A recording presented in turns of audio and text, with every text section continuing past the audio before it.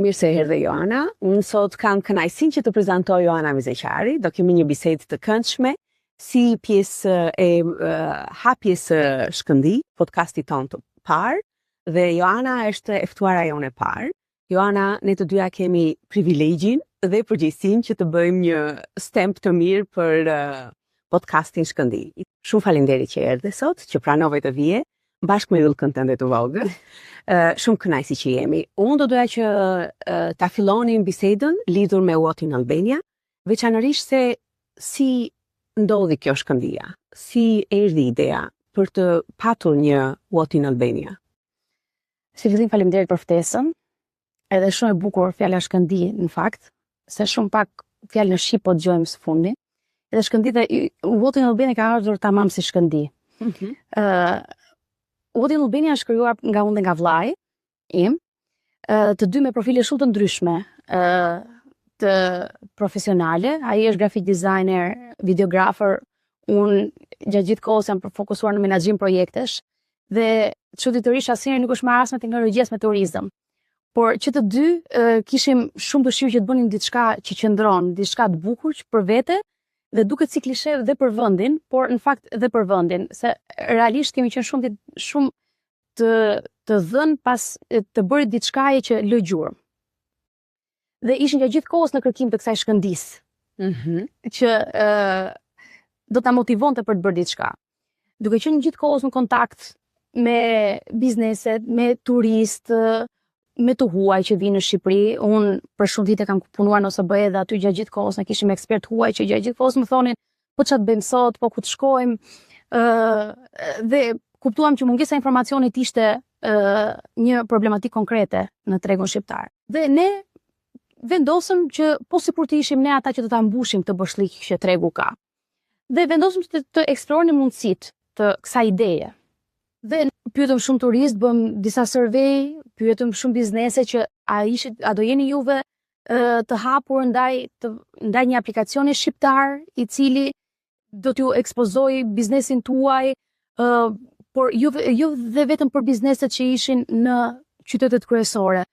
Fokusioni ishte edhe ke ato bizneset që ishin në zona remote, të cilat kishin atë hendekun e gjuhës, sepse aplikacioni është në 6 gjuhë huaja dhe ja lejon turistit ta ketë më të thjesht që ta gjej informacionin aty, por nga ana tjetër dhe i lejon biznesit që të kuptohet më mirë me turistin.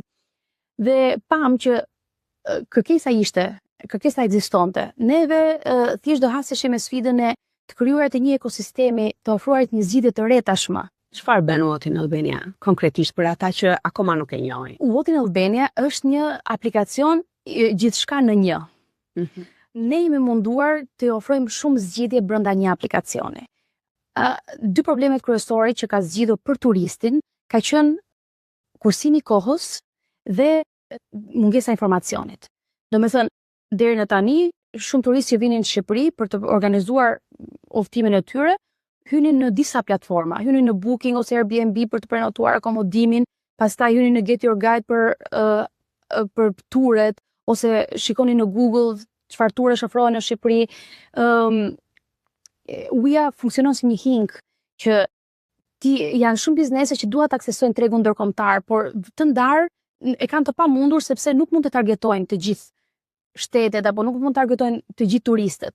Ndërkohë aplikacioni jo ka një qëllim kryesor, ai është i dedikuar për turistët dhe bizneset aty gjejnë një mundësi që të hasin më thjesht turistin e huaj, vizitori që vjen në Shqipëri. Pra është si një one-stop shop për turistin. One-stop shop digital për turistin.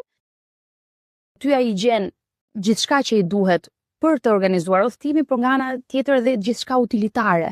Që nëse ai ka nevojë për ambasadat, ka nevojë për transportin publik, ka nevojë për parkimet, ka nevojë për spitalet dhe policinë, gjithçka është e përfshirë në aplikacion.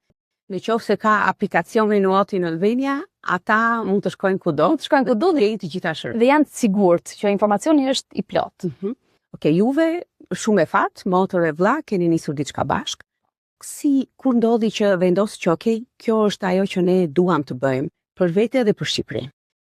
Gjithçka nis nga një eksperiencë personale. Dhe ne të dy të ndarë kishim eksperiencë personale duke qenë se ne e konsideronim veten si turisti tipik. Ishte boshllëk në Shqipëri, sepse vërtet shumë njerëz duan të bëjnë diçka, por që ti të bësh diçka me vlerë, duhet të identifikosh një nevojë që ka tregu dhe duhet të punosh e ta plotësosh atë nevojë, në mënyrë që ti të hasësh suksesin në një të ardhme. Okej. Dhe juve filluat sot keni mbi 60.000, Po, mbi 60.000 përdorus. 60.000 përdorus. Si ndodhi? Si erdhën këta 60.000 përdorus? Këto kanë ardhur me shumë punë, me shumë punë dhe me shumë investim. Aplikacioni edhe pse plotëson një nevojë që tregu shqiptar e ka, në qoftë se nuk e vizibilitetin e mjaftueshëm, është shumë e vështirë që ti të arrish në këto numra apo në çfarëdo lloj numra që ne duam të arrijmë. Kështu që ne kemi investuar shumë energji në këtë gjë, kemi punuar fort që ta bëjmë të ditur këtë aplikacion, patjetër duke përdorur në rrjetet sociale, por ka qenë edhe një gjë shumë e bukur gjatë kohës që ne po krijonim Ujan, sepse në momentin që ne vendosëm krijojmë Ujan, unë punoja në një organizator kombëtar dhe lash gjithçka për të fokusuar ke Uja. Dhe duke qenë një natyrë që unë pranoj jon për përgjigje, tash bëjmë këtë të funksionojë. Dhe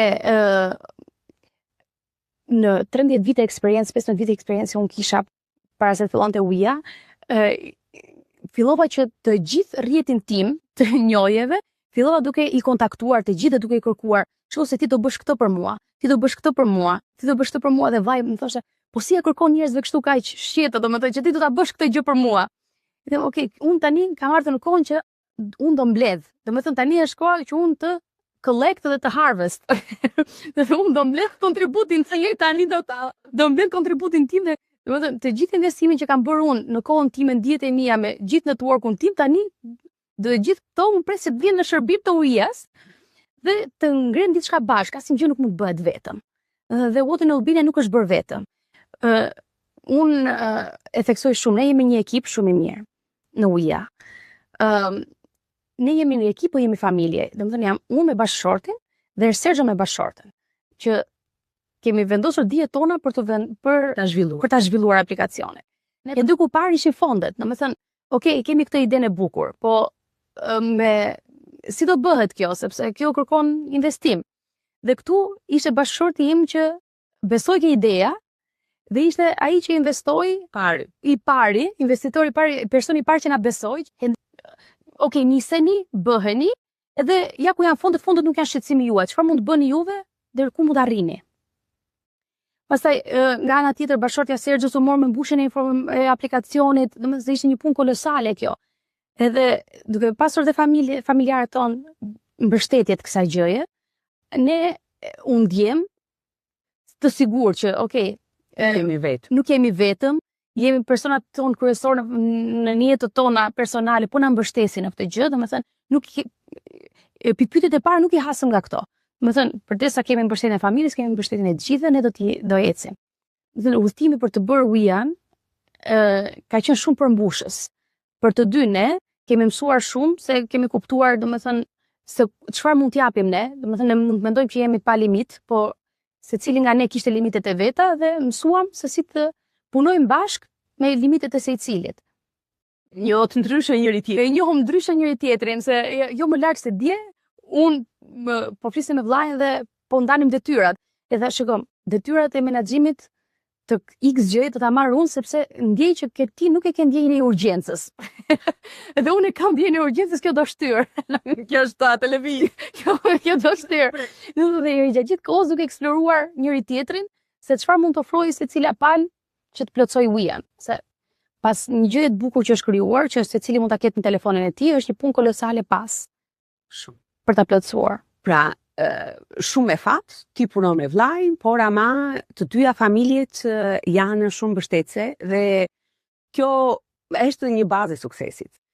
Në këtë udhëtim, nëse ti do zgjidhje një nga sfidat më të mëdha, cilën do na të prezantoje sot? Nuk mund të ndaj, domethënë, sepse janë sfida personale dhe profesionale. Nga sfidat profesionale, siç thash, bindja e tregut dhe ndryshimi i mendësisë, që ti atë reklamimin e biznesit tënd mund ta bësh përmes një platforme shqiptare dhe ajo do funksionoj për ty njësoj si një platformë huaj, madje edhe më mirë sepse ne njohim tregun, ishte sfidë e madhe. Pastaj është sfida personale. Unë nuk ka shumë kohë që jam bërë me një vajzë të vogël, me yllkën time, dhe të gjithë kohën unë e kam ndarë mes yllkës dhe punës dhe yllka po vjen me mua në punë gjatë gjithë kohës. Domethënë edhe në trajnimet që unë bëj, yllka është gjithmonë me mua. Edhe në punën, edhe në takimet që unë shkoj, yllka është gjithmonë me mua. Edhe sot yllka është me ne. Edhe sot yllka është me ne. Domethënë është një sfidë personale e vazhdueshme që unë do të balancoj të qenë një nënë e mirë për yllkën, që të jem prezente për yllkën, por ndërkohë të jem dhe një shembull i mirë për të, që mami kur kam qenë unë e vogël, mami ka marrë mua me vete sepse ka dashur të më japë një shembull që mund të bëhet kjo gjë, nuk ka limite kjo ajo që mund të bëjë njeriu. Oh, bukur. Pra, kjo ka qenë eksperienca jote, që ta duash punën edhe që t'jesh njëri e angazhuar dhe t'jesh një grua profesioniste edhe kur ke familje. Po, dhe kur ke familje dhe kur ke një bebë të voçme që ti mendon si limit, po ajo është mundësi sepse ajo është motivi që ti çohesh çdo mëngjes dhe thua çfarë do bëj sot që të kem të lë një vlerë në jetën e saj. Pastaj sfidë tjetër ka qenë të punuarit në familje, sepse deri më përpara marrëdhëniet familjare konceptoheshin ndryshe. Përsa tani që të dyja palët mendojmë që deri në orën 5 nuk kemi familje. Dhe çdo sherr ngelet ke puna. Si ja dilni që të mos i merrni me vete. Sepse i marr me mend që nuk është e lehtë dhe e di që shumë biznese familjare i kanë këtë kërcitjen që ndonjëherë e marrin me vete. Juve si ja dilni? Kush është receta?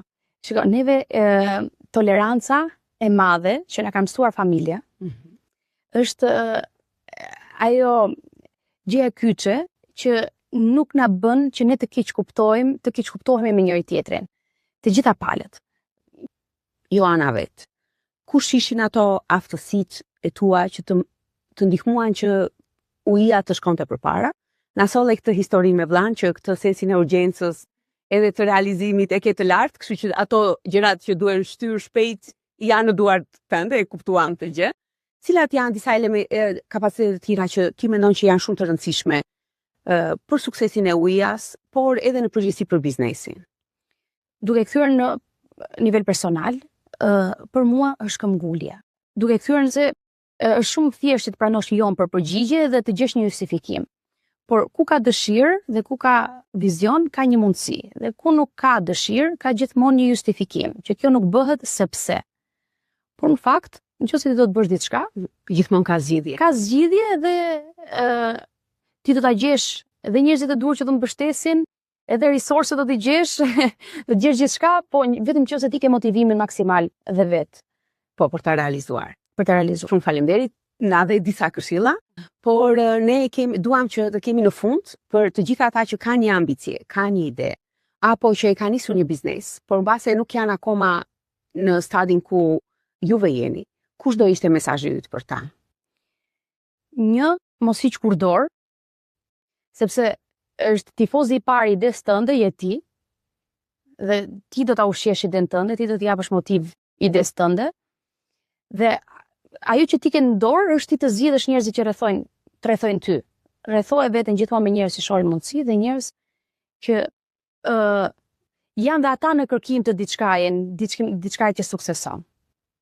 Shumë faleminderit. Unë ndihem me shumë fat që ne nisim shkëndijën me ty, Joana, me What in Albania, dhe veçanërisht me mesazhin tënd që ta rrethojmë veten me ata njerëz që janë pozitiv, që vijnë me zgjidhje dhe janë mbështetës, dhe unë mendoj që modeli yt dhe i What in Albania nuk është një model mbështetës vetëm për biznesin e vet, por edhe për gratë, si për marse, por edhe për të gjithë ekosistemin, siç ti e përmendë pak më lart, për ta shpën ekonominë shqiptare më përpara. Faleminderit shumë për ftesën. Unë vjen mirë që pata një hapësirë për të treguar mbi eksperiencën e krijimit të UIA-s dhe eksperiencën time personale.